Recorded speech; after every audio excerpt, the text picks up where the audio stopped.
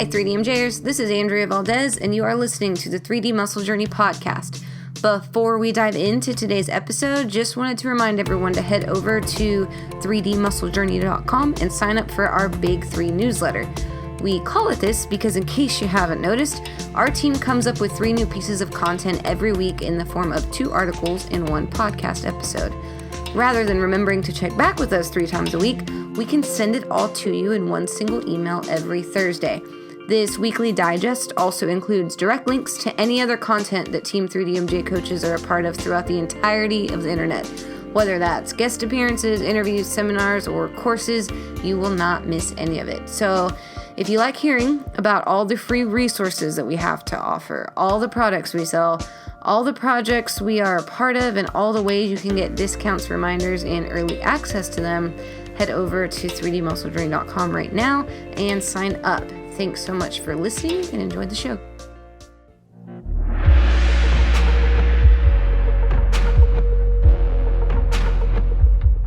Today I'm joined by Alberto Nunez and Jeff Alberts as we talk about how to have a smarter contest prep. Many people don't understand the rigors of a proper stage lean dieting phase.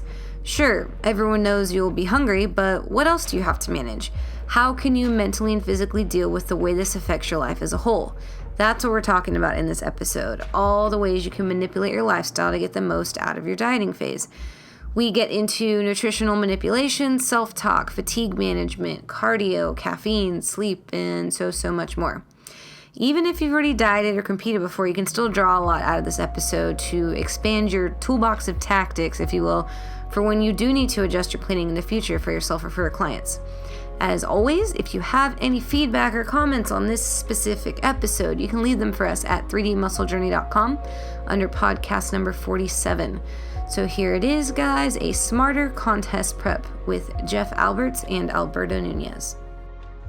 Okay, so this is good right now. So I'm obviously super off season. Bert, you just started your prep, and Jeff, we're like almost halfway? Halfway? How would you label the fraction? I'm probably, I'd say halfway. Okay. Yeah, about the middle. Bert, what are some things this early, like 2 weeks? 2 weeks in? 3 weeks? Almost 3. Almost 3. Okay, what are things that already, you touched on this in your last vlog too, that are already kind of sort of happening on your very beginning of your way there to the stage? Like, what do you notice in your training sessions right now? You don't realize how cool it is to almost eat as much as you want/need. And then that kind of gets taken away, and you're like, oh, that's right. That was kind of playing a big role when it comes to my recovery and how I felt pretty darn good consistently, So that gets taken away, and you're like, oh, okay, that's right. Food helps out. So you come to realize that, you're not as invincible, and you start to kind of have to reallocate your nutrition a little bit, like you need to eat pre-training, which deep into the off season, it's not as big of a deal, How many days till you're like, and I feel dieted at the gym? Like even a little bit for you? It's kind of, you remember how you used to get mad at B about like sometimes like he would just kind of do things. You're like, that's not the smart way of doing it. Yeah. That's kind of the moments you have with yourself. You're like, why did I do that? Like that was so dumb. Like I shouldn't have eaten 4 hours pre-training, like 150 grams of carbohydrates, and now I only have that much. It's getting used to just being a bit more aware within that 24-hour clock. Like what's going to give me the best performance? It matters when you train. Like off season, it's just like I'll do work, and then I'm like, hey, Leanna, you ready to go to the gym? Yeah, me too. No, not yet. Okay, we'll wait a little bit. Okay, you ready now? Now I'm not ready. And we eventually make it, and since we're eating enough, we do relatively well. But like now, it's I think after the first week, it's like, oh, no, it doesn't work that way anymore when you're under eating. You need to be a bit more strategic in regards to where you put your food. But and then the hunger too. The hunger is the other one too. It's like your foods change a little bit, and you're kind of at that weird spot where it's like you don't want to go hungry in the middle of your training session, but at the same time, you don't want to be like bloaty either. I think more than anything, it's a transitional period where you're trying to get back to, I wouldn't say like where you left off during your last contest prep, because I think Jeff will kind of clear that up. It's way different than where I'm at right now, but you tend to become a creature of habit once again. Not that you aren't as a bodybuilder, but you kind of establish the things. You're like, oh, that's right. Like that's how I do it. Okay. So in the first 3 weeks, you're telling me there's a lot of like, oh, that's new, let's adjust. Oh, that's new, minor adjustment. That's new, minor adjustment. And then you're kind of settle into it. Yeah, Right. yeah, and the coping, like you're so used to training in a well-fed state that it's a skill to train underfed, like something that most athletes don't understand. So you kind of you get reacquainted with that part really quickly. Yeah. All good points. All things we're going to kind of go deeper into. Jeff, would you say in addition to, right, so add another, I don't know, couple months, 3 months, 4 months onto Bert's kind of new problems that he expects at this point. He knows the first month's going to be like this every time, but about halfway there, what are some things you're dealing with now that he doesn't have to? Or is it just magnified all the things he said? Halfway in, you're a little hungrier.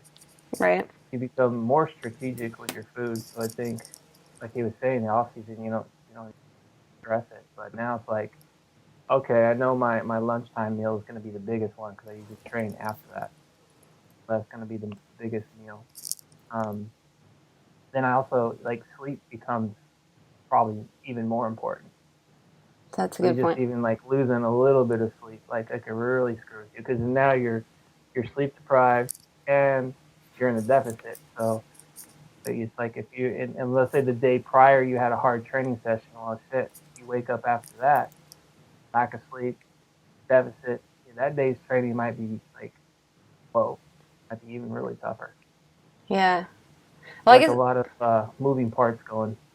yeah.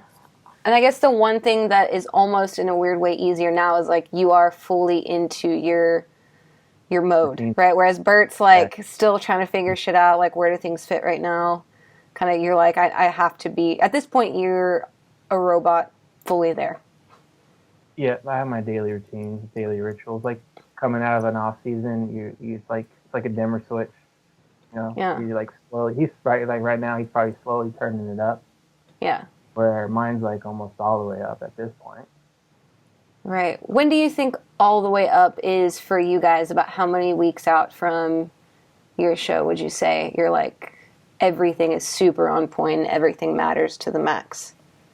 When does that feel like it starts for you, Jeff? It already has. Really? Probably like the last month I've been like just like trying to be pretty much on point with everything. Uh-huh. Because the timeline that I have kind of left where I'm at halfway, I'm like, I want to make it to where I'm going. I'm gonna have to probably push it a little bit. Yeah, and you're those days now, like today, I just got done training and I didn't feel the greatest, but I still in my head, I just gotta push here.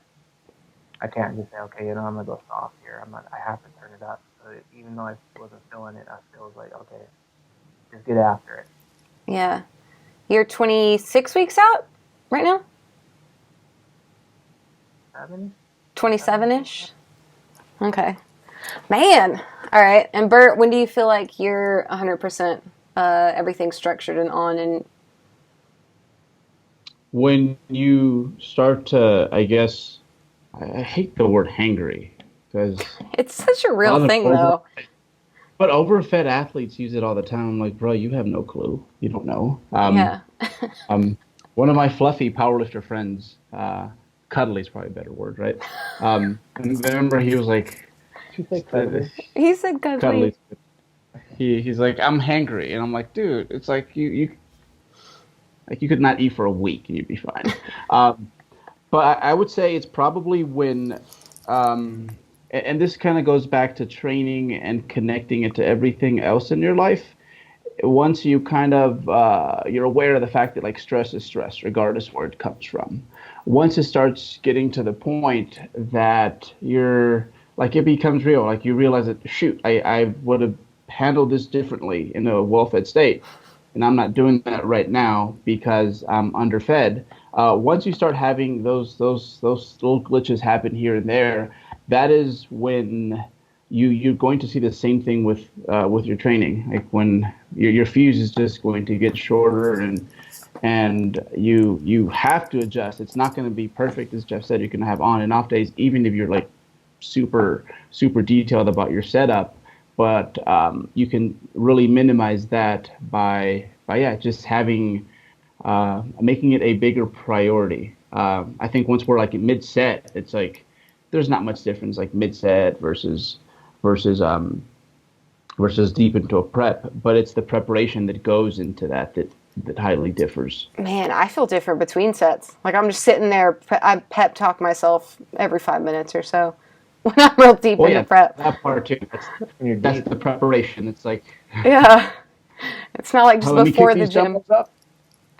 Like you live like, how am I going to unrack these dumbbells like in the easiest fashion? Well, yeah, like today, like I don't time my rest times, but I can tell that it was longer than usual because I just didn't have like that energy there. So I Yeah, was like, oh, yeah, I'm just sitting there like waiting for to catch my breath a little bit longer. I'm like, okay, let's go again. yeah. It's one of those where like your like leg extension machine. I'm like, let me, in between sets, you're like changing the music, and then I'll like look down. I'm like, oh shit, I've been sitting here on this machine for 5 minutes and I haven't done anything. You know. Mm-hmm. And the other big indicator is like I really like free weights, even with my accessories as much as I can. Then I find myself using machines because I don't want to pick that shit up. Like I don't want to get it ready. The machine, I just pull a pin out, and that's way better than like loading a bar or pulling the dumbbells off. Um, and so I guess something we can start with, right? If we're saying that it's a skill in itself, right? And are there, I guess, other than you being dieted in it and the experience of that, what are some ways, some other things that you use to help you get through it besides actually being dieted and practice it? But like, do you think people maybe suck at off season going there? And it's just, you know what I mean? Like, there's people that are plenty well fed that maybe could start now to learn to push it. Would y'all agree with that? Yeah. I definitely feel that I always thought I had a good work ethic in the gym, but it wasn't until I started to train in an underfed state that like this is different. This is pushing me. Like, it's very easy, relatively speaking, to have a good day when you're eating enough. And it definitely helped me pick up things a little bit when it came to my off-season training afterwards. So I feel like me personally, I was missing a gear, and I don't know if it was the time spent under eating or the fact that now I'm a competitive bodybuilder and like you need to get better, you need to place Yeah. better. You got that pressure, but I do feel that I know I can with almost like with plenty of certainty say that dieting in an underfed state was kind of like the boot camp, and then like after that, I'm like, okay, a lot of those mental skills stick around during the off season. Yeah. Jeff, you mentioned sleep earlier. When you said it matters more now, are you able to sleep as much when you're in prep? Like when you're pretty dieted? Personally, I start feeling like that sleep deprivation when I'm much leaner than I am now. Oh, It's okay. just, yeah, it's just like the hunger levels. I'm more alert at night because I want to eat. So I'm waking up hungry. Okay. So sleep can get jacked up, and there's ways you can kind of counter that, but yeah, as far as training, that totally can impact big time. Yeah. But going back to what you guys were talking about earlier, for me personally, like I'm really good at training hard even when I'm feeling like shit. And that was my problem back in the day was I was training too intensely during times when I probably shouldn't been. I shouldn't be just Mm-hmm. because I didn't have the recovery ability there. So it was just basically I was just kind of running myself into the ground, and then further decreasing calories, adding cardio on top of it. The lack of sleep comes in, but I was still just like so mentally driven to reach a goal. I didn't. It like wasn't even phasing me. I was still just pushing like super intensely in the gym. So it was actually, I had to unlearn that and learn how to like tone intensity levels down, tone volume down, like basically like deloads and those types of things, and recognizing when it's a good time to do that. So that was definitely a skill that I've been learning over the last couple of preps. How did you learn to get so intense in your training sessions? Can you put it to anything? It was the Minter hit style training. Okay. And that's how I basically prepped for shit. I don't know how many preps is a lot. But that was just the mentality was just, everything to failure. Yeah. And I think too, like when you said you had to unlearn it in order to be productive, I think a lot of people get so consumed with the fat loss that they forget how important the training is. And you've talked to, I think, me about this, Berto, is like Jeff, you said it was important because of recovery, but also like because we are trying to keep muscle mass. And if you're just not, go ahead. That's a priority. Yeah. The training priority of a prep. I mean, if your performance declining all the way to the stage, that's what you're gonna look like on stage: flat, stringy, losing muscle. So that that should be at the forefront. Yeah, people lose sight of that because they want to see the scale move, right? Mm-hmm. A little more you often. become a dieter and not an athlete, and that's not a good place to be. Damn, that was wise. Good job, Bert. Yeah. Square me.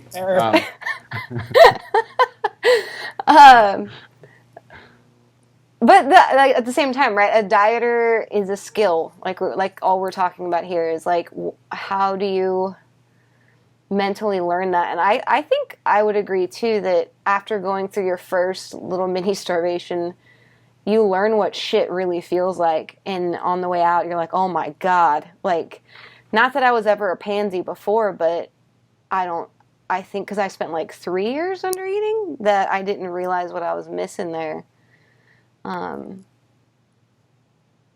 So anyways, back to, not just, I guess, not being so great at going there with training, but do you feel like a common mistake would be over cardioing? Maybe, Bert? Is that something that you see a lot? Like, to kind of make it more broad, I think a big issue is just like the overall like approach, the dosage of everything. Okay. So like, are you using a training program versus like I'm just going in there and like beating the crap out of myself? So periodization, I think this is where you will sell a lot of people deep into a prep that they or deeper than maybe perhaps they've done it the other way where they just come in and they go animal on the weights, right? Yeah. And then the second time around they get with a 3D muscle journey coach and there's an actual plan now. Mm-hmm. And they see how that training plan it's managing fatigue, it's managing stress throughout the week, throughout the months, throughout the many months, and it becomes more transparent when you only have so many resources to go around to help you recover. And the same thing kind of goes with the diet. Like there's periodization, like bodybuilders I think have been using periodization a little bit earlier than they give themselves credit for, but it's just been on the dietary front. Right. Having carb cycling, having a little bit more food on your training days versus your non-training days, refeeds, that sort of setup. Like getting that right helps tremendously, and it can perhaps over time, it can definitely slow down the rate at which you will find yourself at some point like holding on, maintaining, and potentially at a certain point like definitely like backsliding. But you could include cardio in that equation as well. Like if you get your cardio wrong, same thing. I think a big one with cardio is people during a contest prep, they try to get good at cardio, right? And it's like your the goal is not to get good at cardio. It's something that's going to assist with expenditure, and that's it.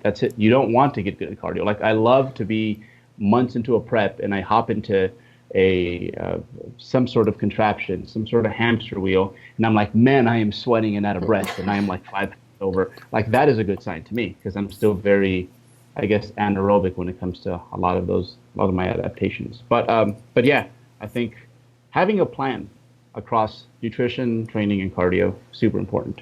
If your plan sucks, I don't care how tough you are. It doesn't matter.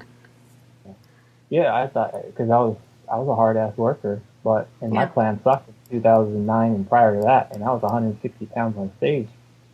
2 years later, I'm 170, Mm-hmm. and it was just basically what he just broke down. I had a plan, and like the tools that within the plan, I was learning how to use them a lot better.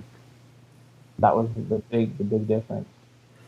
Yeah, that's a good point. That it's a global approach with a lot of tools, and I guess we couldn't ever look at someone's cardio regimen and be like, oh, that's a shitty one. It's like, well, how does it fit in with their weight Well, training? yeah, I mean, they look at me and go, "Oh God, that guy does cardio 6 days a week.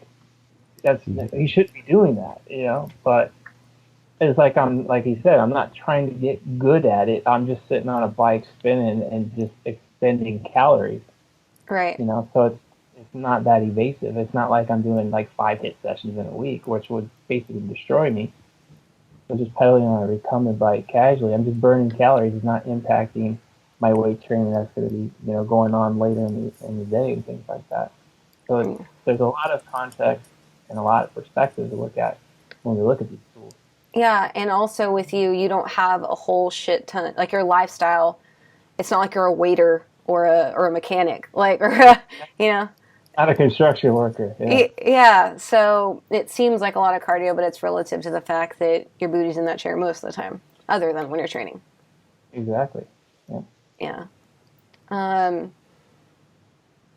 what are I want to, if I can, get into like when we said the mental tools and the go there or whatever. Can or do y'all even know what you say to yourselves during training to get yourself through it? Oh, You talk shit, huh, Jeff? yeah. Come on, come on, come on. Let's go. Let's go. Don't be a little bee. Yeah, I I do call that. myself a pussy all the time. All the time. I'm like, don't, you can do this. Quit being a pussy. Quit being a pussy. If it's in your program, you can do it. Quit being a pussy. Like, I tell myself that right now, though, not just in prep, but I don't have good, like, positive self-talk. I don't have, like, you can do it. I'm like, quit being a pansy. Like, I don't do that. I think I used to do it, like, back when I was younger. Oh, I don't do it out loud. I've done it so much now, it's kind of like brushing your teeth. It's just automatic.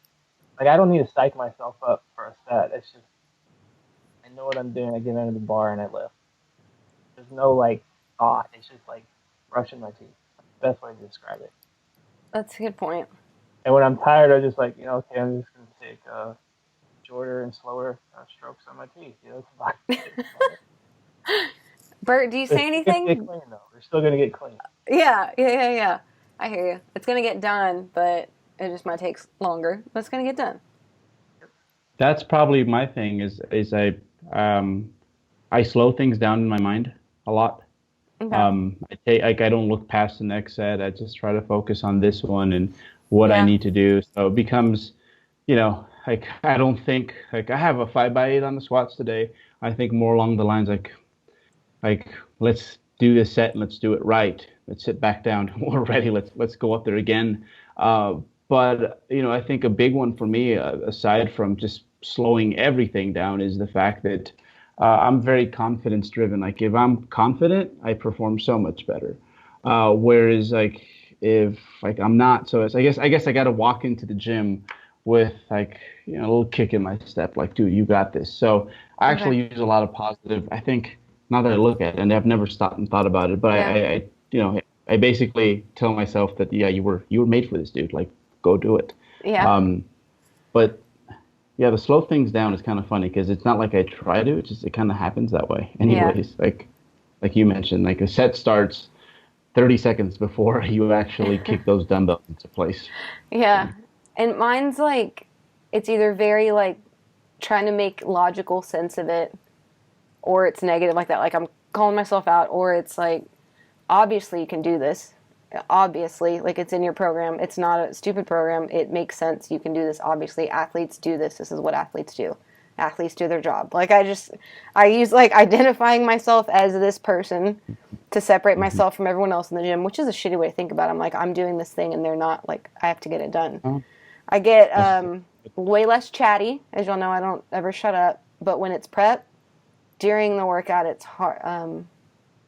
I like being by myself a lot more. Mm-hmm. Jeff, you don't have that option, I guess. Yeah, training at home, so I'm pretty quiet. When's the last time you trained at the gym? Consistently. 2004. 2004? Yeah. Whoa. That was the last time I had a gym membership. That's impressive. Because I really do think, I think there's a subconscious, like, not wanting to look like a jackass or a pansy in front of everybody. And the fact that you have done it that long for, like, by yourself, for yourself is impressive. Thank you. Yeah, well, I just think about, like, could I do that? I mean, I guess I could, but I think I don't know, I like going to the gym. Any other ninja hacks y'all use? I think there's a big one.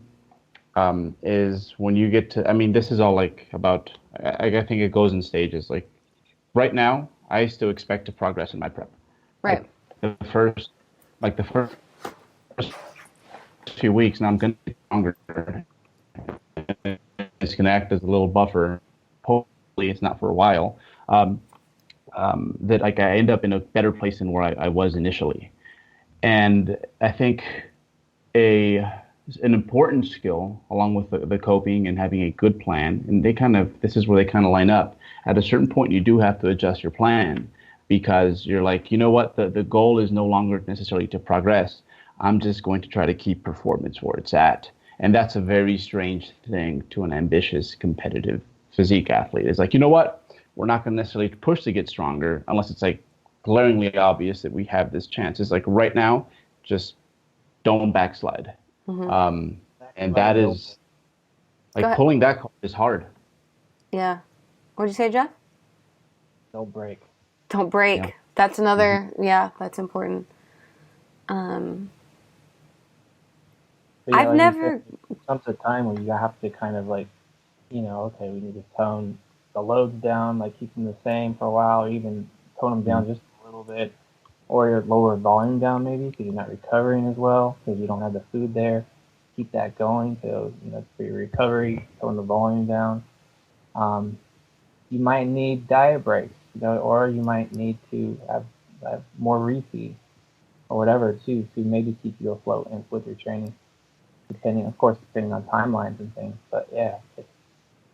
At a certain point, leverages shift too. You get leaner, the leverages are going to shift. So trying to force loads to continue forcing the loads when you just don't have the leverage anymore doesn't make sense. And usually when, people who are not experienced, they start seeing those loads coming down, then they're like, oh, okay, I'm losing strength. But if you think of it pound for pound, what you're lifting at that point at that body weight versus what you're lifting early in the prep, you're probably just as strong, if not stronger, pound for pound. Right. Because of those changes. Those are things to kind of look at. And knowing that those are both important, right? We talked about how hard it is to actually go there and stay in it and get the best versus like, okay, at some point it's going to all drop or backslide a little. Are there any ways, if you could put your finger on it, to know the difference as a coach? Like, okay, my athlete is struggling versus my athlete's being a pussy in a nice way. My athlete's not going there the way they should versus like, okay, they're beat up. Do you have any... I know that's probably individual, but can you give examples, Jeff? That's a good question. Like I have one guy that I'm prepping now that this guy is so strong too. He's like squatting in the fives, prepping. Deadlifting the fives, squatting in the mid fours, and the lifts have been continually going up, and we've lost quite a bit of weight, but still now we're at a point where he's starting to experience little aches and pains. So that's a sign. I'm like, okay, we're probably at a tipping point here. Now it's not about trying to increase his loads anymore. Let's keep you healthy. And then also the fact that the rate of loss, it's been over a few months, so it's almost like it's just it's the tipping point. It's there. You just know just because the calories are getting lower, they're losing a lot of body fat, and they're starting to get these little aches and pains. It's like, okay, we need to tone things down now before it's too late. So you get these signs, and then you could see like energy levels, hunger levels, all these things kind of go hand in hand. And you knew his personality for those first No, few yeah, you months. work Like, you could with, see, with an athlete for a while through a prep, you get to know on a right. daily basis.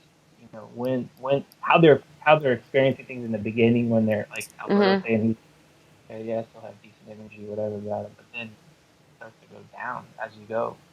Mid prep towards the end, it's harder and harder and harder. Yeah. Anything to add to But yeah, that? go ahead. Yeah. Um, I'd say that the longer you go at this, the better you get at, I guess, delaying when you do get to that point. Um, but yeah, especially for the divisions where you are getting as lean as possible, um, which those are probably, I'd say, um, the bodybuilders for sure, the figure athletes, they're going to push to lose everything essentially, and for those people, I would say, let's just say you're doing everything routinely well. You're staying on top of all the stuff that keeps you healthy in the off season, and you're still doing it when you're dieting. Your programming is solid, and if anything, you've even adjusted a bit because you can't adapt at the rate that you were able to in the off season. So you have all that in line. But I think the first sign is that it just starts to feel unsafe sometimes. Like you feel there's a difference between like this is like really difficult and like there's just something in me that's telling me this just doesn't feel right anymore. I feel unsafe in the weight room. That's Okay. probably when you start to adjust things and you focus almost exclusively on maintaining as opposed to trying to get better. Even if it is at a really slow rate, it's probably not appropriate at that point anymore. Yeah. Um, Yeah, because something I do personally is like my deadlifts, like all through Mhm. the 2014 prep, like probably for more, I would say more than half of it, 405 for deadlifts every single week. That was it. Like I never went over that number. Like okay, let me just do my 3x5 and I'm good to go and take my deload. And I said that's enough for me to maintain enough performance and enough muscle mass without busting me up and getting hurt. is And so hold your thing. Is that is that usually your tipping point? Because you mentioned that a couple of times. Is it usually when you don't feel recovered and things start hurting that you're like, okay, we need to my tone it down? Is that yours? tipping points like when I'm a lot leaner. Like he's saying, like squats feel like nasty Okay. and deadlifts feel nasty. It just it's not fun anymore. You're like, I don't even want to get under the squat bar anymore. That's when you know it's like, okay, you're definitely not in a very good state to be trying to push things in the weight room. What So about we're you? talking like the last stages, like when you're like extremely lean. Feels nasty. Like wobbly, like grinding at shit that shouldn't be grinding. Like you need to squirt a bunch of WD-40 in your joints. That's the best way to describe it. Everything is creaky. Yeah. Okay. Hubert, what's you're like, okay, we need to switch. We need to change my approach this late because shit's going wrong. Yeah, I mean, there's such a thing as just being intimidated by the work that you have on hand. That's perfectly normal. That actually happens, I think, a bit earlier, sparingly, and then it becomes more of a frequent thing. But yeah, eventually it goes from like I'm just like you would say, like I'm just being a puss right now. That's what it is. Deal with it, right? Yeah. But then there's a certain point where it's just like this is just not safe. It doesn't feel right anymore. A big one for me personally is like when I start to look unsafe under the loads, and I don't necessarily even just mean like changes in form, but I don't know if you guys have seen like or you guys can go back to a moment where you saw a really lean person lifting, and you were looking at like maybe the back of the hamstrings when they were squatting and all the little like you could see all the little like things in there that you typically would not see, and it looks partially gross. It looks unsafe. So yeah, when I start to look unsafe in that fashion, a very like I'll record something. I'm like, ooh, like that's like the bar is no longer on my traps. It's like It's on your spine. it's like inside. Mine, mine's sleep. That's it. I just can't function in life anymore. I can't sleep. I can't work. I can't, like, it's not even the weight room. Actually, it was never the weight room that's ever been a problem for me. Not that it's like so easy or whatever, but I think I'm just so mentally in there that was never the hard part. It's like I can't sit at my computer without like putting my head down and passing out. But then at the same time, when it's time to go to bed, I'll go to bed, and then 3 hours later, I'm like, well, shit, here I am. Like, so it almost ruins like the rest of my life in a real bad way. Very and it goes back to the stress is stress. You know, Yeah. it's like you're trying to sprinkle it across all the things you do throughout the day. And you're not really getting much anywhere, to be honest, at a certain point. As organized as you do get, and that is something that does happen when you're prepping. Like you become very crafty to make life easier. You become very systematic with everything else. You feel productive for sure. I think that's something that you hear very often is like I'm more productive when I'm prepping. Yeah. But there's a certain point where it's like you think you are, you're really not. Like you're spending time there, but you're not like you're studying for 4 hours, but you remember like an hour, that kind of shit. Yeah. Yep.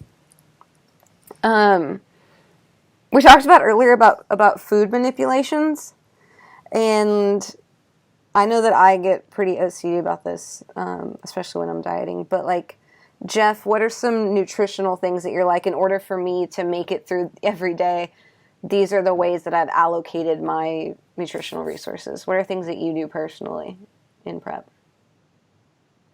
Here for my days. Yeah, for right now. Like I touched on earlier, like my biggest meal is lunchtime for training when it's a training day. I can get away with not eating like big breakfast in the morning just because I'm not very active. So I choose to okay, I'll eat light early in the day because I'm just gonna be sitting in my chair all day. I don't need a lot of energy there. So it's like okay, let me load up for lunch, make a decent sized dinner so it's post training to recover, and then like that last meal of the day, it's just more of like okay, this is where I'm gonna eat something sweet so I can feel like a normal human being. All right. How Yeah. is it just a giant meal for lunch, or is it like really carb heavy specifically, or is it just bigger overall? It's more carb heavy. Yeah, Okay. it's usually like I right forget around y'all don't 100. eat fats. I forget Not a neither lot of of y'all. fat. Yeah. Um. Uh, that's just the way I kind of function better on lower fats, a little bit more carbs. But yeah, usually it's like 100 carbs, which is A third of your day? right now I'm hitting about 250. Okay. So less than half. Yeah. Bert, what about you? Not now, but like say when you're about halfway there, like Jeff is. What are some strategies that you use to spread shit around in order to help you out? The pre-training meal just gets bigger. It gets closer and closer to training. Um, at a certain point, I start to use intra-workout carbohydrates. And initially, it's like I forget half the time. It's like, oh, that's right. You were supposed to, chew on these Nerds candy or what have you. Mm-hmm. And then eventually it gets to the point where it's like halfway point, like you need it. You need to start taking it. And then eventually it gets to the point where it's like I fight myself from even having it like after the first set. Yeah. So it's the training that surrounds your nutrition, your pre-workout carbs for most people for sure. And if you have the luxury to like be able to throw some intra training, those start to disappear faster and faster, I feel as well. Yeah. What y'all both work out. I know Jeff, you work out after lunch. You're in the evenings too, right, Bert? Yeah, but as time goes on, and I think a lot of people will actually relate to this, is like you kind of favor training a bit earlier because you wake up like, let's do this, let's prep. Mm-hmm. And then by the end of the day, you're like, Yeah. what am I doing with myself? Yeah. So, I'm always like, wake up, breakfast is the biggest meal of the day, and go train. Always. In or out of season, I'd prefer that. But you need like multiple meals in you, right, Jeff? Yeah, I do way better in the afternoons after I got food in. Like I'm not a morning person just in general.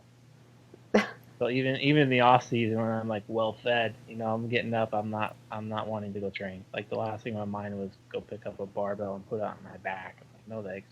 Yeah. Um, it gets to the point too where like nothing can happen in between there either. Like if I like, it's not like I can eat, pack my things up, maybe go to the gym, run to the bank, or I'm sorry, like go post office or the bank and then the gym. It's like straight to the gym. You have your pre-workout while you're stretching, and then as it's hitting you, you're starting your working sets of squats. Like it's such an orchestrated thing for me once I'm like that deep that it's like everything has to fit within like these parameters. And then I think last prep I tried to do a little bit of Gatorade in my intra workout drink or whatever, and then it turned into I'm gonna eat a jerky, like just 10 grams of protein because it takes longer. Mm-hmm. Yeah, The but sources change. The yeah, sources change. Things yeah, that are a little bit more fibery and complex than yeah, when you were in season, off season. yeah. I won't touch it personally as a small girl. I won't touch a protein shake. All of prep won't do it Mm-hmm. because I'd rather eat that shit for sure. Yeah. I know that's real common. And at the beginning of the conversation, when you said things that used to get mad at B about, like he'd be prepping, and on the way to the gym, he'd be like, "I'm gonna pick up a chocolate milk." I'm like, "What?" But I forget that he's like a dude, that has like 400 to pick from, and with me, that's like half my day, and I'm like, "What are you gonna get?" That would be like, I don't understand. Um, yeah, it would just like blow my mind. And I remember after prep, even I was with you in San Francisco, and Melissa ordered a hot chocolate, and that's like 12 carbs, and I was like, "How are you doing that?" Like my brain was just so like, just water, like, Calorie-free water, please. yeah. And how much I peed from all the bubbles, right? We didn't talk about all the bubbles too, because you're not even thirsty, but you're just like something has to be in my belly, and I can waterlog myself real easy in prep if I'm not careful. I don't know if y'all do that too, where like you just want to have something, so you keep drinking, and I'm like, now I can't put my belt on to squat because I'll pee because I've just had so much diet soda and flavored water and all that stuff. Yeah, the flavored water. That's what I'm drinking now. But yeah, before it was diet sodas. I used to be a hog on that, and I stopped that. But now it's like flavored water. What's your favorite kind? What do you have over there? Well, we in my household we just say green water. So The it's green green water? water, or it's blue water, or it's red water. That's what Ethan calls it. So that's what we call it. Like purple drink? Uh, I don't even know what flavor that is. It's just green. I couldn't tell It's you. the green water. Uh, um, yeah, like Crystal Light and stuff. What's it called? I would resort to like Mm-hmm. pickles and jerky. I know y'all don't have to do that kind of stuff. I don't think. Do y'all No, go there? No. but I can relate. Like I can understand why you would, Yeah. because It's, it's contrasting enough to the point where like why I see why I start off in the off season mhm. versus like where I end up. I'm like, man, that's kind of crazy. Yeah. And so like my half, no, not even. I say where I start prep is probably lower calorie than where you end yours. I Yeah. think so. Yeah. For sure. Same. I'm my calories are pretty low for a guy my size, so I'm pretty selective about the foods I'm eating. Like, okay, I'm gonna be a little more picky now than when my calories are a lot higher. Yeah. Be a little bit more selective, but I'm not picking foods for taste buds though. Right. Like Hmm. I did like when I first learned about flexible dieting, I was like, oh, what can I get away with? Yeah. Now it's like, okay, what can I eat that tastes good, but it's going to fuel me a little bit better. Yeah. So I'm looking at this prep more from a performance standpoint. Yeah. Like with my lunch, I'm like, I know for me, like me personally, you give me like if I eat a bowl of oats, let's say, like an hour before training, I'm gonna be throwing oats up, in the middle of my training because it's just not gonna digest in time. So Okay. I'm gonna be eating carbs that are gonna burn a little bit quicker. Okay. Um, yeah, back in the day, I remember having a bowl of oatmeal. Like that was when I ate nothing but oats, brown rice, and all that Mm-hmm. preps. Ate oatmeal about 45 minutes before to go to train. went in there with leg day, and yeah, I was like spitting out chunks of oatmeal. Ah. I was like, they weren't even like halfway digested. So Oh I'm my like, god. so yeah, so it's like, okay, I think rice cakes might be a better choice than oatmeal. Yeah, I mean, I remember like I'm so bloated during prep because I'm eating so much weird shit. But if I don't eat it, then I'll just be starving all the time. Um, and so it was always like mid afternoons. I'd have my big breakfast. I'll go to the gym, eat. Like it's hard to find that balance of like don't be so full, like you said, like you're gonna vomit, but at the same time you're like so hungry. And then right after training was done, like the rest of the day, it was just like diet soda and a pickle or a I would put cucumbers in like red wine vinaigrette and Splenda and like shake it up in a Tupperware, and I would, because it's like a carb per ounce, and I would just like have such a veggie belly all day, but it was just like what had to be done. Um, do you ever eat during your training sessions, Jeff? No, I don't eat. Like if I feel like really kind of tapped out, then I might like go in there and get something like maybe 10, 15 grams of carbs, but it's usually like a fluid, some type of fluid. Okay. Not like food, but like drink it that Yeah. way. So jacking And my stomach.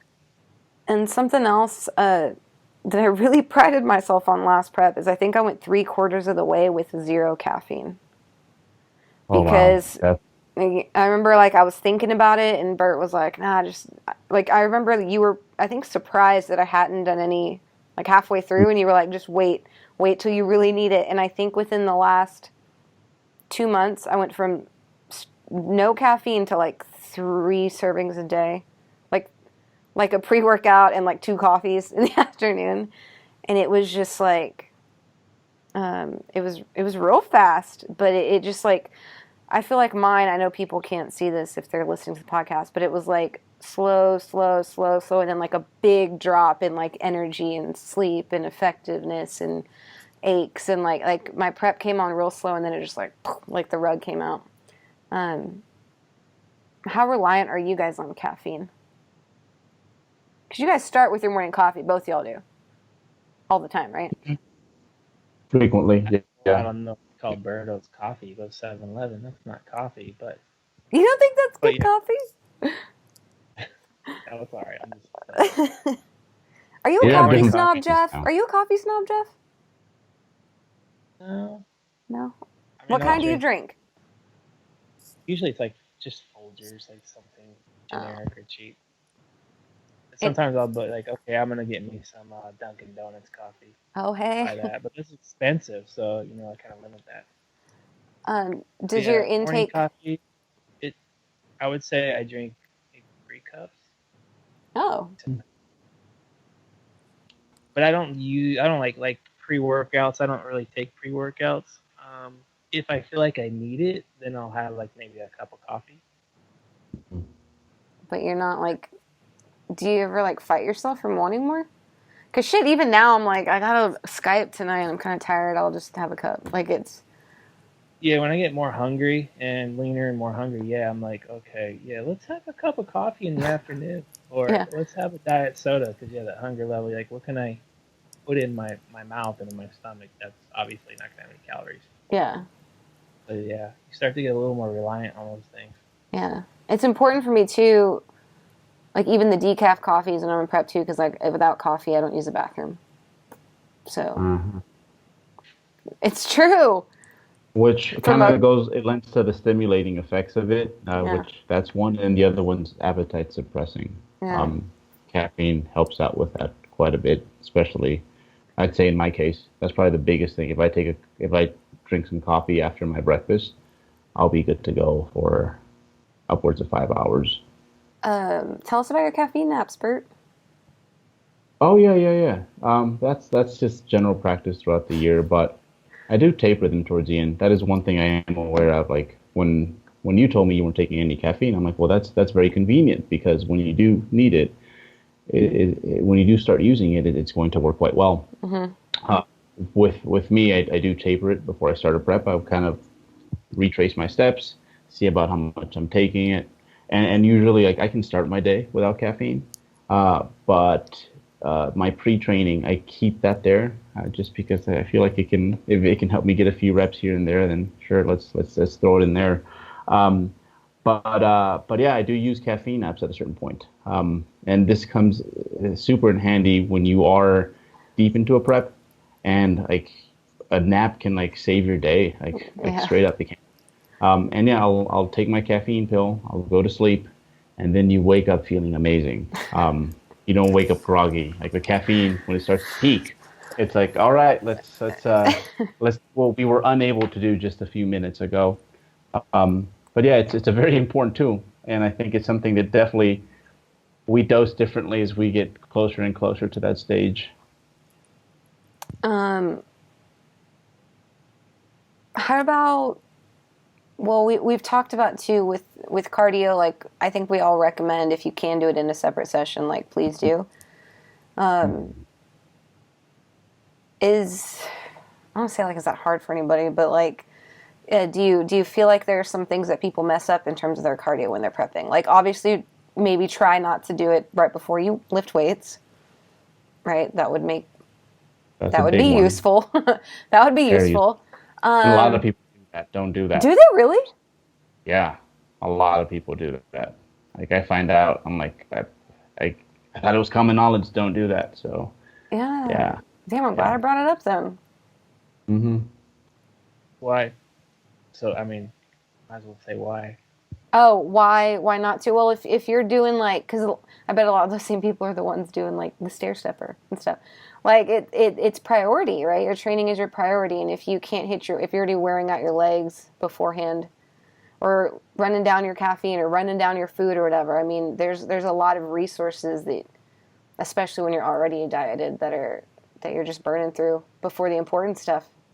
Yeah, cardio just happens, just left foot, right foot, left foot, right foot. Whereas like training, it's like, hey, you need to show up and you need to perform. So yeah, it's prioritize the one that you need to get better at. Yeah. But we talked about that too, or I just mentioned like stair stepping or something that's really invasive is probably not the best option as well. Just intervals is kind of a hot topic.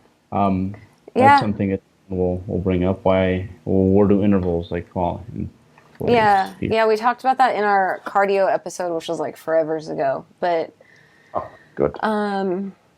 Yeah, like the basic prescription that you use with me and that I use with my athletes is like the post leg day. If we had to do it, maybe fit 12 to 15 minutes of 15 on, 45 off, and on a bike, not like go run sprints through the neighborhood kind of thing, right?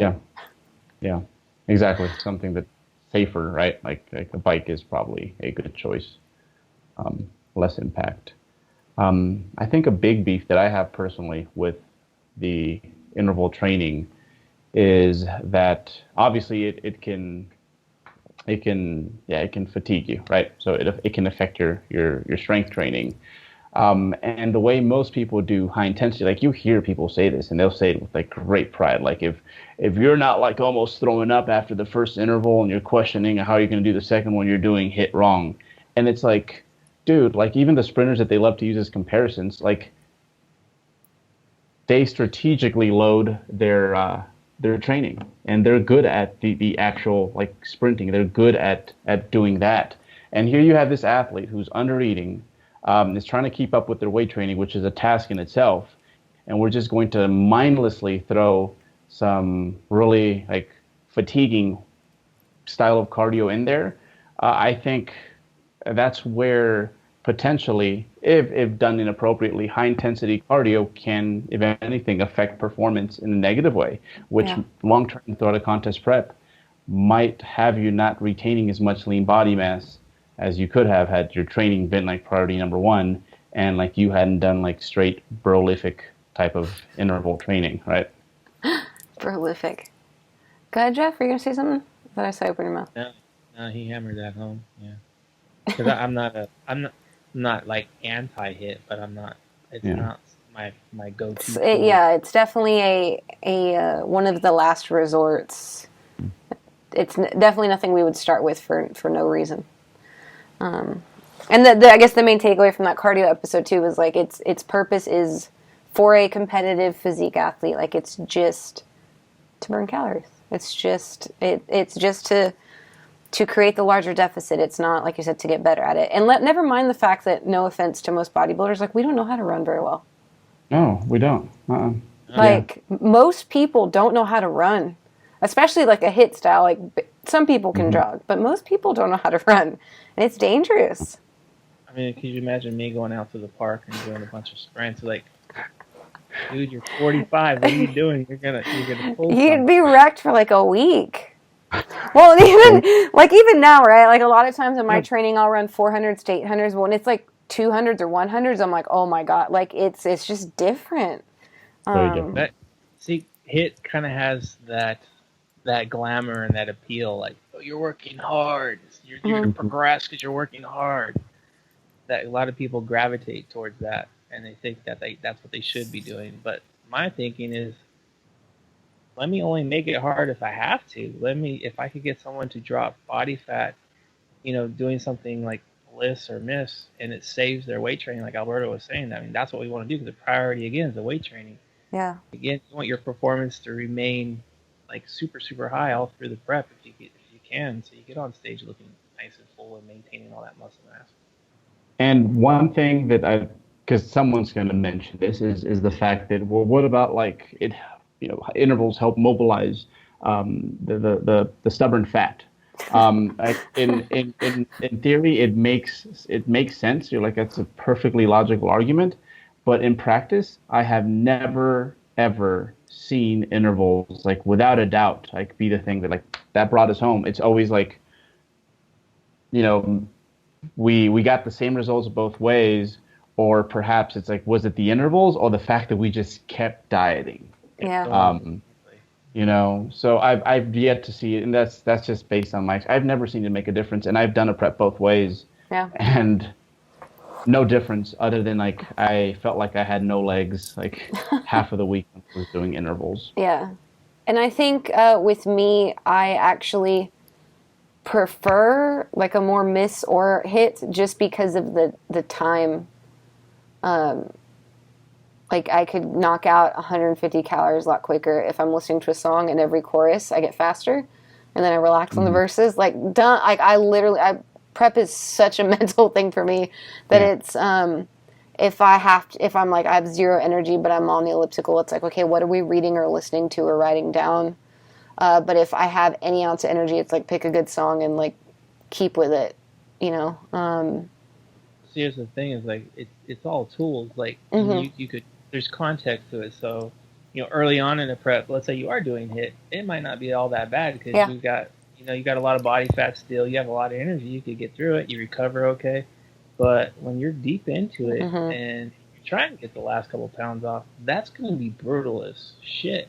And the recovery's going to be a lot harder to come by. And you're now all of a sudden your late training sessions might be like, oh God, this feels deathly now. Yeah. Because you're just not recovering. So there's context. Yeah. I mean, I think I have on my roster right now, I think I have one prep athlete doing HIIT. And it's more out of, like, time and an enjoyment factor. Yeah. Yeah. I've had lots of... It's kind of like you said earlier. It's just, 2 sessions a week done on leg days. That way they're only wrecked for one day. Yeah.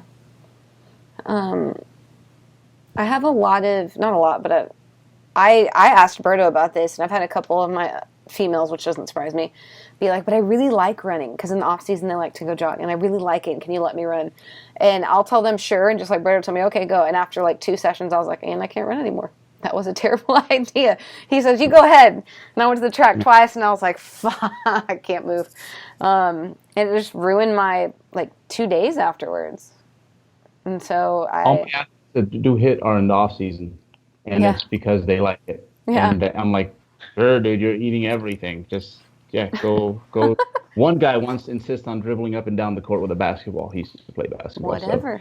So, it's fun and entertaining, and fine. You have extra energy. Yeah. Right. So at a certain point, like, I think most athletes, like, I'm sure towards the end of your prep, those burner days that you had where you're like, you know what, let me get this cardio out the way so I can proceed with the rest of my day, they became less of a frequent occurrence. Yeah, absolutely.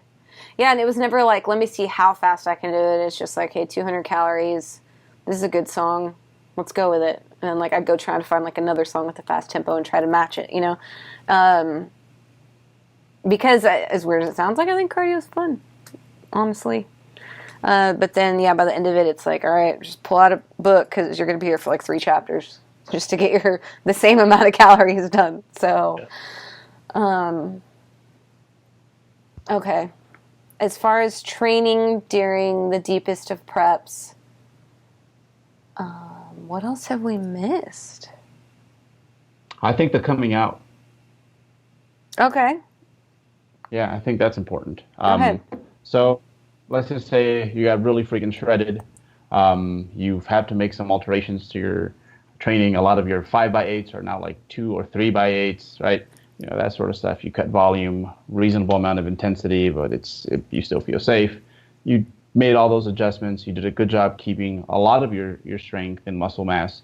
And now it's time to come out. I'd say probably the best way to come out is to not change all that much when it comes to your training. Just like kind of let the food bring you back to where you were. And you'd be surprised as to, like, you're going to want to do more because you feel like you can. But I think you should save that for a time where maybe you're a little bit closer to those peak off-season levels. And then you can start adding more, and it's going to work really, really well. So that'd probably be the one thing, because, again, you're still kind of fragile on the way out. And doing too much too soon, it's like, whoa, I felt great, and now I pulled a hammy, you know? So, yeah, you want to do it cautiously. Yeah, people get real excited just with, like, just a refeed, you know, a couple-day refeed. They're like, oh, shit, I feel like a new person. So they assume 5 days out of season that let's go back, right? Your body's still fixing and mending from... Dude, for a long time. What you put it through. Yeah, for a real long time. For context, how long do you think it takes you normally to feel normal, Bert? I think normal is probably going to be... I think appetite is cured after the first month, to be honest. But in regards to, like, just my... To, like, I can base this program off of my previous 1RMs before this prep. That, and then, like, how predictable I am with, like, my recovery. I'd say that probably takes about 4 to 5 months.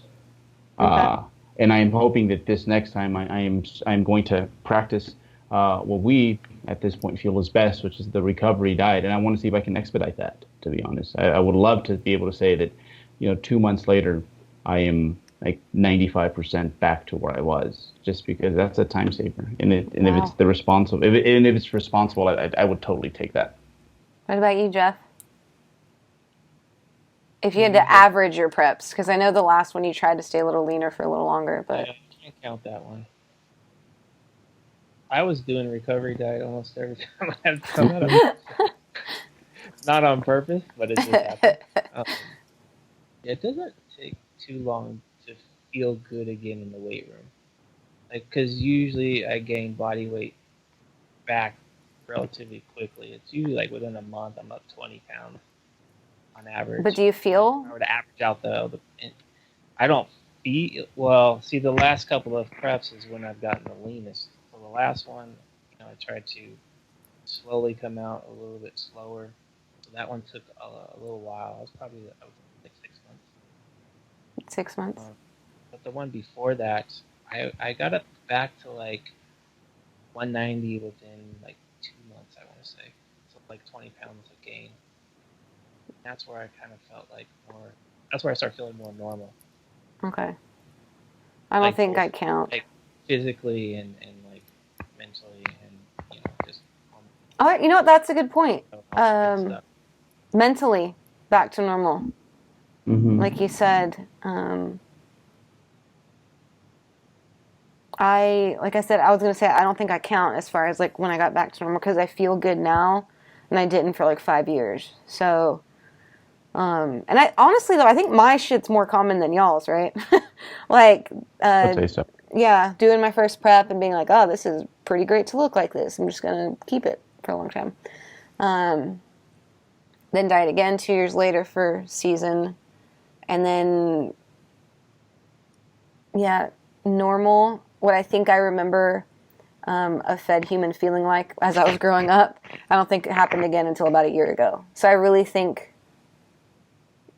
about a year and a half after my last prep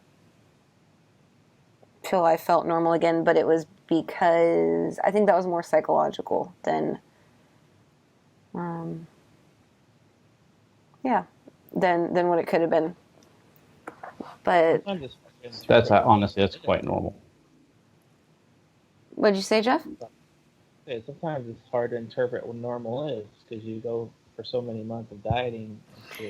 Yeah, and I thought, I thought I was better multiple times. Like, I would be like 6 months out, and I'm like, man, I feel good. And like another 3 months, I feel pretty good. Another 3 months, I feel pretty good. And then that didn't stop happening until about a year ago, where I was like, okay, this is actually what good feels like, I guess. So,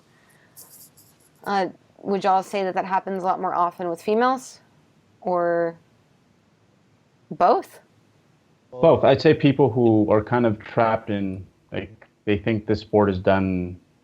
I mean, there's a fine balance between getting too fat to the point where you're like losing a lot of the things that make you a physique athlete. Mm-hmm. But there's a lot of folks that, and it takes some. I think that one is just trial and error. You know, you had good intentions. You're trying to be as effective as possible, and you just you missed your mark. That's all. But I think that one's fairly common. Once you've dieted down some of the extra weight, you're like, I don't ever want to do that again. Let me, keep it here, and then here just isn't appropriate. So that's a big thing post contest, is finding where your here is, rushing back to that point, and then spending some time there. Yeah, I feel like a lot of the people that that we've recovery dieted out of last prep that are on my roster, like, we had to surpass their comfort levels for sure. And then we can slowly dial it back. But I think, I wish I would have done it myself, but I don't think I could have mentally. As you probably know, Bert, I don't think I could have gotten uncomfortably, I won't say uncomfortably fat, but like in my brain it would have been uncomfortably fat before dieting down. And I find that I'm pretty lucky that I have a couple people that trust me enough to like let me do that with them, because I think that they need it. And they end up like thanking me later, but it's that's hard. I know we didn't mean to turn from the recovery diet thing, but I just think people can never hear that enough, that it needs to be put into perspective, that you need to get uncomfortable. Well, and chances are where your set point is, where you train your best, is probably not the version of your body that you like the most. That's a good point. That's highly unlikely. And you have to remember that as you're coming out, and you want to start training and making all the gains that you kept telling yourself in the deepest, darkest part of prep you couldn't wait to get back and do that. That's just the truth for like 99% of people. Yeah. And for the record, I think Jeff and I agree with that. Like, we perform better at a body that we're like, man, this will work, right? Versus like, oh, I fucking look great. Whereas Bert, you look pretty damn good all off season this last year, but like, sure. If someone told me, hey, you can like be 5 pounds leaner and like be just as strong, I'd be like, let's do it, Mm-hmm. But that's just not the case. Not the case. And it would take Berto about 3 days to do that. Right. He's leaner than me, and I've been dieting like probably 5 times longer than him already. You know what, though? I think that's a good point, though. Like, if we're talking about training while contest prep lean, or I guess just training through a prep, we all, especially y'all two, do it very differently. And arguably very well. Both of y'all do. It's just, and I think that's, it's hard, I guess, for a lot of athletes too, because you look for perspective with other people, right? And so there's some people that look at Jeff's prep, and in my brain they're like, oh, he gets to by feel break whenever he wants. So they'll tell me like, I feel like I need a diet break now, or I feel, maybe, he barely, he doesn't have to do so much volume. Maybe I don't have to do so much, and there's people that think they can auto-regulate to Jeff's skill, and it's just like, that's not them. And then there's people like Bert where or people that look to Berto and they expect to look like him all off season, you know, and it's like they think they can take these things that are like so great and like easy for you guys, and you're like, no, there's experience, there's work, there's data, and everybody's is different. And we've goofed up a lot to get here, and we're trying to save people a lot of the grief, you know. So Yeah. I've been very fat at a certain point because I thought that was my duty. And Jeff, a few years ago, decided, you know what, I'm going to stay a little bit closer to contest shape, and we're going to do a few guest posings. And we both found out that, yeah, that's not the best way for us to do it. Yeah. So I think it just goes back to the episode we did, Jeff, on the experience, right? Is like, rather than looking for Jeff or Bert as how to prep, it's like at some point the good athletes look at their own past preps. And like you have to have the first one, right, with a general guess. Yeah, I mean, you want to look externally because that's how you can learn. Because there's a lot of things that I've learned from Berto that I do apply in my protocols, but I don't do them all the time. You know what I mean? It's like, oh, okay, let me like, okay, he's like, okay, do be a blood flow restrictions training for this because my niggles and all that. So doing that works, but I'm not going to do it all the time, or I'm not going to, you know, diet the way he diets all the time. There's little things I've taken from him and made my own. And same thing when I look back at, you know, back in the day when I was training like with HIIT, you know, whatever I've learned there's still some things there I still use. Mm-hmm. And I've taken pieces like Helms and Brad and even you, Andrea, like even my brother, like there's a little piece of everybody now that's kind of like I've created my own. So I think, yeah, you don't want to just look at Alberto and go, okay, the guy's running like 6 days split doing this, and this, and this. Okay, I'm going to do that. Yeah. Chances are that volume's going to crush you. Yeah. Or if you take mine and say, okay, I'm only going to train 3 or 4 days a week like Jeff does, and do like 3 exercises per workout, chances are you're not going to progress too well. Yeah. So you have to take these little pieces, incorporate, and try these little things out. Run it, like you said, collect the data, see if it's working, not working. Eventually you get to a place where you're like, oh, I got this. Yeah. And it's in being that taking that same thing, right, and carrying it over to everything. It's like every couple weeks in prep, I feel like there's something that you're like, at this, like just recognizing patterns, right? At this point of every day I feel like this. What can I manipulate within my nutrition to help that? At this point during every workout, this certain thing isn't going well. What can I manipulate that? At this point in every session, my knee hurts when I do this.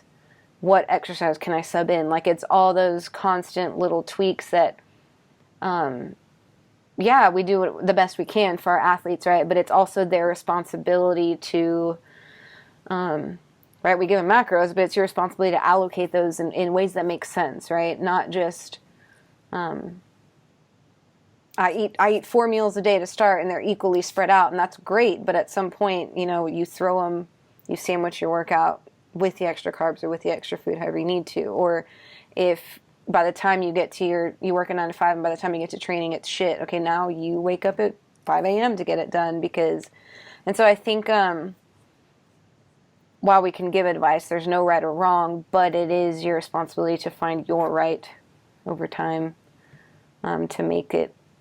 As it's going to be invasive, but as less invasive as late as possible. So the way I've been thinking, like the last year or so, it's like everybody's looking for the program or this way of doing it or that way of doing it. But really, what it comes down to is learn all the tools there are. Like the more tools you can learn and have at your disposal for whatever situation that comes up, whatever context it is. You know how to take those tools that you learn and implement them when you need them. Right. That, to me, is like, I think once you get to a point where you're able to just pull a tool out of a toolbox and use it in the right context, that's when you become a really good bodybuilder or a really good athlete. Yeah. Damn. That's a great way to put it, Jeff. So study wide. And maybe even write that shit down, right? I know when I plateau, these are the 5 to 10 options. So when you're training for a prep, yes, when you're training for a prep, it's like, oh shit, I lost an hour or two of sleep. Okay, what makes the most sense with my training today? Do I feel this way? Does it make sense for me to do the biggest lift, of the block here on this particular day when I'm feeling this way? Probably not. So it's like, okay, what tool can I use to kind of just get by with today to keep progress going without busting myself up? Yeah. That's the name of the game, is like, the healthier you stay, the more progress you're going to make. So even if you have to, let's say, tone down your volume today by 30% or 40%, you did enough to get you by, so you can keep progressing, so you can keep performing well in future workouts. Yeah. So it's learning those things and understanding how to manipulate is huge. Yeah.